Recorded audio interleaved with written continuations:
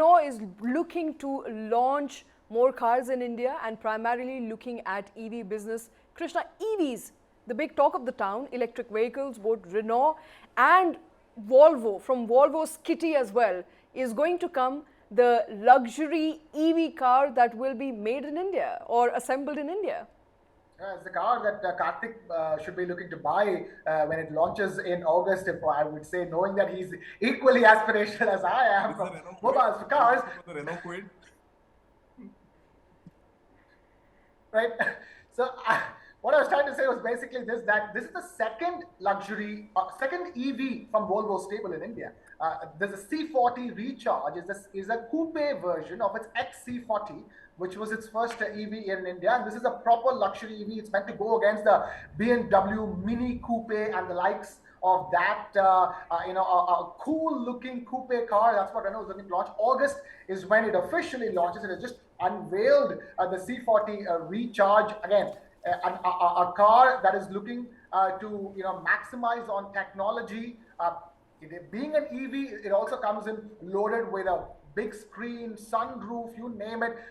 I've been to the launch of the BMW Mini Coupe when it launched in India many years ago, and it really reminds me of that in terms of its shape, size, and what it's looking to do. Very similar to the BMW Mini Coupe. Volvo making a statement, and it's interesting that now you have luxury cars being launched, electric versions of luxury cars being launched, and even Volvo is not left out. And bear in mind, this can go from 0 to full charge in just 33 minutes, in just about half an hour's time. And in that charge, you can take it up to 530 kilometers. That's the kind of power that the Volvo C40 Recharge is expected to come with. And we'll have to wait and watch how the luxury car customers in India, because bear in mind, you've seen everybody from Mercedes to BMW launch luxury electric vehicles. So that market is heating up as well, even as the budget luxury budget electric vehicle market explodes. You have the luxury electric vehicle passenger vehicle market that is exploding as well, and Volvo also introducing its second variant is a testament to that. And Shweta, it is not just Volvo that is driving into the electric wave in India. It's also Renault, because Renault, another international car maker who has been in India for a long time, has just finished rolling out its 1 millionth car in India. So Renault has manufactured over 1 million cars, and it's now looking to hit the 2 million mark by the year 2030. And that will be driven mostly by electric vehicles.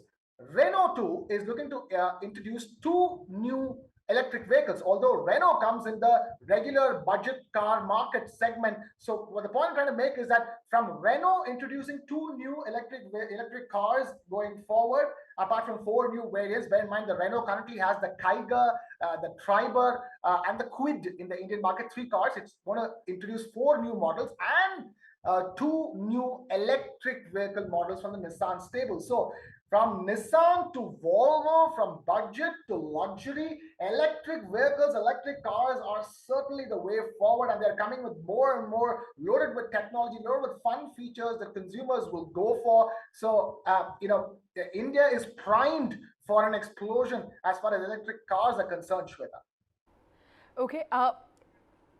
Interesting, Krishna, because we also discussed fresh investment that could come in by the way of Renault, of course, looking to invest as much as 5,300 crore rupees with its partner Nissan in India on the growing and buzzing market around EV in India. We also have other players who could be eyeing that market, Volvo being one, and then you have MG Motors. So more and more players, of course, looking at India as an EV hub. And we discussed this story yesterday as well, because it's a story of growth. It's a story of India adopting EVs at a very fast clip. Penetration at this point in time is approximately 1%, over 1%, and therefore all the more opportunities for all these big players to be eyeing India for EV business. And as far as infrastructure is concerned, and that of course was an interesting discussion with Karthik yesterday on how infrastructure will also be rolled out eventually as and when more electric vehicles hit the market. Right.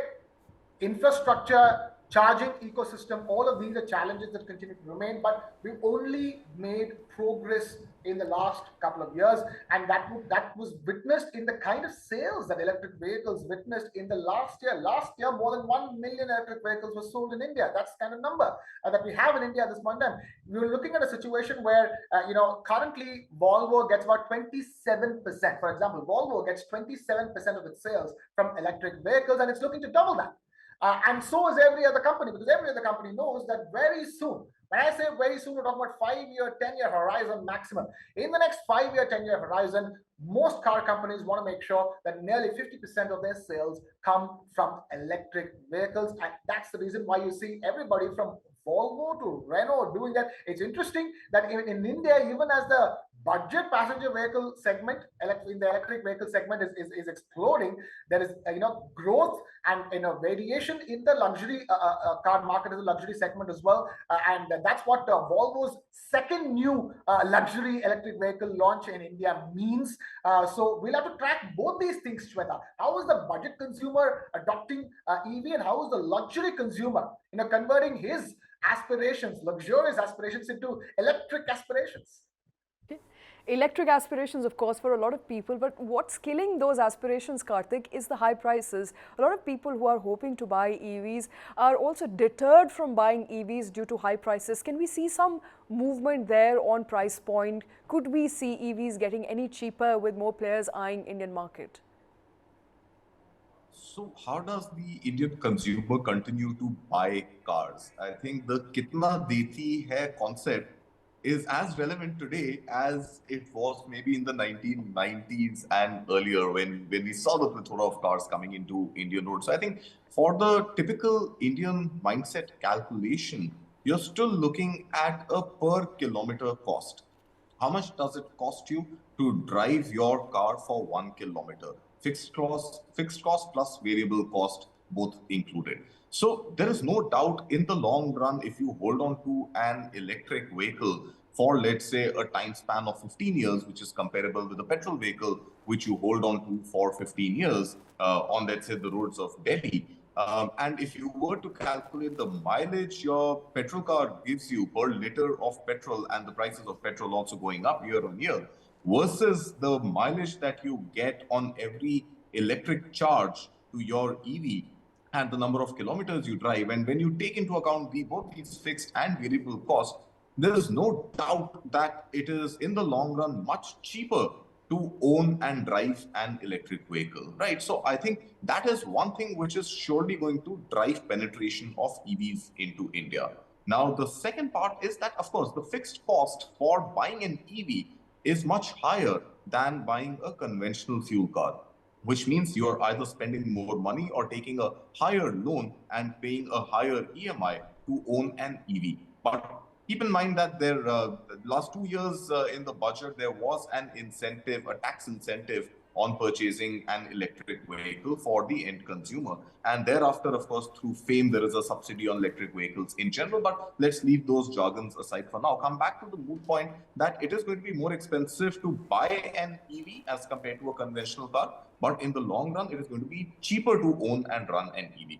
But now, with the battery swapping infrastructure also likely to come in, the cost of EVs, of buying an EV, is going to reduce drastically. So upfront, you pay for the cost of the car minus the battery, and you take the battery on rent. So it's a lease and swap facility.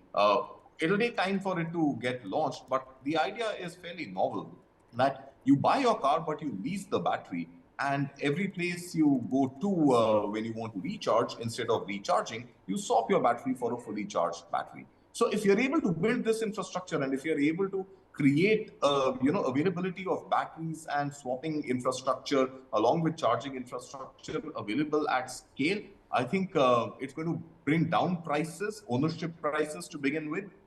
The calculation of cheaper long-run value of owning an EV, coupled with this convenience of swapping, not waiting for your battery to be charged and immediately swapping and moving on, is really going to be a game changer for the EV market. And that is when we will see penetration really go deep inside India's consumption.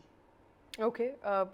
Obviously, the the cost benefit of it to the end user while adopting or while taking to electric vehicles initially could be high, the upfront cost could be high, but as Karthik rightly pointed out, it gets cheaper as you use it, as far as your mileage is concerned, to the longevity of an EV car, to how much you can drive and not pay up for fuel. But as far as infrastructure concerns is, infrastructure would also be taken care of with battery swapping coming into play. So all of that augurs well for those who are hoping to buy an electric vehicle. Remember, as we are tracking this story, more and more players are looking to enter Indian market, woo the existing EV customers as well as those who could be taking to electric vehicles very, very soon.